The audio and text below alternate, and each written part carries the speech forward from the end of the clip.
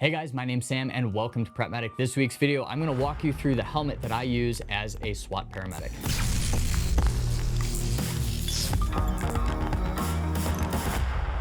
The helmet is probably one of the most important pieces of PPE for any kind of tactical or emergency scene. If for no other reason, then it provides really good bump protection when you're getting on the Bearcat and those metal bars up there just kind of kiss your head while you're trying to get inside of it. I've had that happen multiple times and it sucks. So wearing a helmet will save you from a little bit of day-to-day pain. Now, on top of that, one of the really nice things here is that this is also a ballistic helmet, and that's its primary responsibility. So if somebody's shooting at us, it gives us that little bit more of a chance to survive the encounter. So this helmet right here is the Team Wendy Exfil Ballistic helmet. I've used Team Wendy helmets for years and years. Just got the opportunity to upgrade this one, but this is one of their older model Exfil Ballistics. I've ran this for probably 5-6 years. I've had no issues. Probably should have replaced it before this point, but here we are.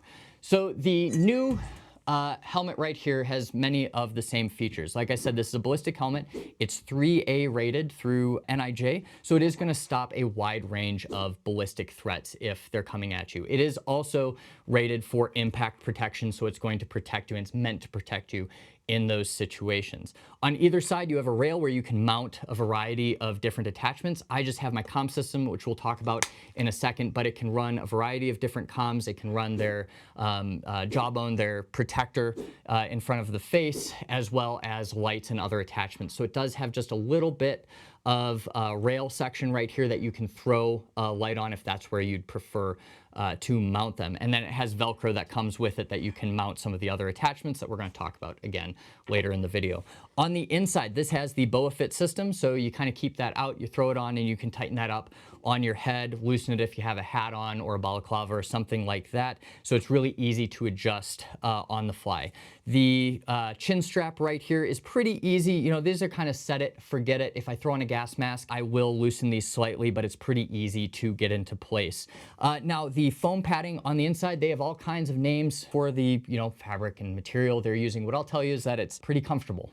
After hours of wearing this helmet, my scalp gets itchy. I like to take it off and scratch a little bit there, but I've yet to encounter a helmet that doesn't get uncomfortable after hours of wear. When you first get it, it's got these pads on the inside. You can pull those out, put them in, and get kind of your perfect fit. They have some up here as well. The inside of the helmet is lined with a water-resistant barrier, so you don't have to worry about this getting submerged, something like that. It's just going to take a long time to dry after those. So for wire routing, it's pretty easy to do because these are all Velcroed to the inside of the helmet. So all I do is I take that wire, I shove it down in there, and then I re-Velcro the padding.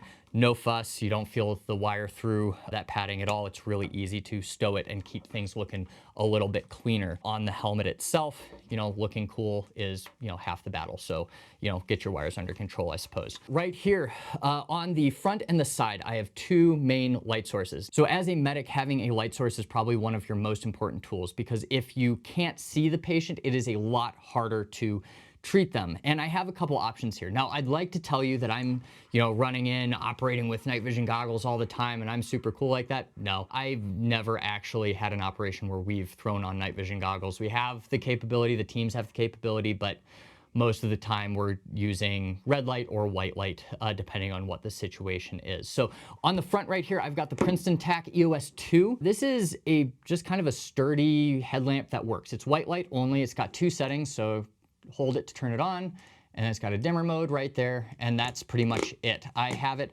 on a mount right here that goes into the NVG shroud, and it holds it very securely. And I can, take this, throw it on different helmets if I have to. So this is just a sturdy light. I've had it for probably 5 years, no issues, change the batteries every month or so just to make sure I always have it. I've had situations where I've either run out of batteries because of my own negligence, or I've forgotten the light entirely. I've had it on a different setup, and those have been pretty big problems, so I try to have a lot of redundancies. On the side, I have the Princeton Tech Charge. This is an older model, but I don't have a reason to upgrade because, once again, I've had this for like 5 years, and it works fine. Again, replace the batteries every couple months. Now, I have this for like the low light where we're trying not to advertise our position too much, so when I turn this on, it is a red light, and this is enough to see by. It's pretty dim, but it works. I can change it to a blue light, which I never do, or if I hold it down, it will turn on a white light and give me a little bit more directional abilities with it. So they do have a mount for rail systems here. Not this rail system in particular, as far as going just above the rail. If you have like one of Team Wendy's Rifle Tech helmets that just came out, or some of their other rail systems, they have a mount that'll go right above it. As it stands, I just have this on 2 things of Velcro tape. So I just threw Velcro tape on that. I can throw it on the side, and then what's nice is I can take it, bring it over to my SAR helmet right here, and I can just throw it on the side. Now I had a mount for it right here, but now that I'm integrating it between the 2 helmets, I like to just be able to unvelcro it, Velcro it to the other one. Been on a couple operations with this, and I haven't, had an issue with it coming off, but like I said, I've got redundancy, so if it did fall off, it wouldn't be the end of the world. Now on the back, I've got one more piece of, light equipment, and this one, honestly, I don't need. I have it because I got it years ago, but this is the Core Survival Hellstar, and it is an beacon essentially. So I got the one that's green, and then if I turn on its strobes, I can also turn it into an IR mode. So the IR mode's fun to use when I'm playing at the range with night vision goggles or something like that, but operationally I've never used it for that. I like to have some kind of marking device with light, just because if I want to be visible, if I want to advertise my position, we're in the woods with multiple team members doing a search for somebody that's dangerous, and we're not trying to be quiet or sneaky, I can turn this on and be visible. But like I said, it's not something that I need. It's not something you have to go out and get. It's just nice to have some kind of colored light there. So for comms, I have kind of older Peltor comms. This is just what I have. These are the Comtac 5s, and they work great. Had them for a long time, never had a breakdown. They take, I believe it's AA batteries on either side, really easy to change unlike some of the other models there. And what's really nice about these kind of integrated comms is, since they're not under the helmet, if I get really tired of having that ear cup on, I can just pop it out and kind of give myself a break, but still hear radio traffic. These will kind of amplify the sound around me. I can adjust the volume really easily in there, and then it will shut itself down if there's a loud noise like a gunshot and protect my hearing.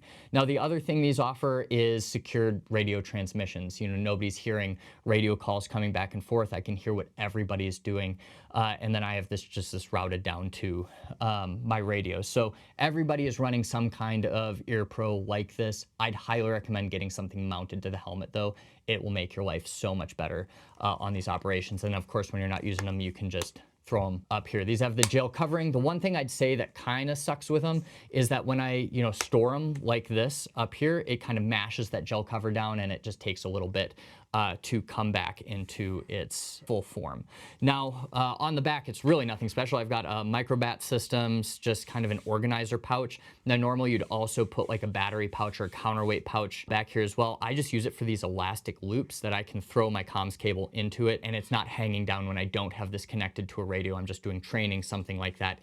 It's not dangling and getting in the way. So lastly, it has really good integration with the gas masks we're using. So this mask is by Avon Protection, and these guys are owned by the same company, or like Avon owns them, or there's some kind of corporate jumble that comes out to mean that everything either of these companies make is going to integrate really well with itself. So this right here, I can throw this head cover on. I don't even need to adjust the system inside of it to fit the gas mask. It covers right here with minimal interference.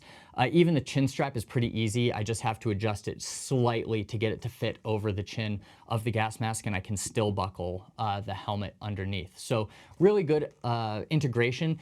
CBRN stuff, or any time you have a gas mask on for a prolonged period of time, it sucks. But it's made a little bit better when everything talks to each other. It all works together. It's in the same ecosystem. It just makes it a little bit more bearable.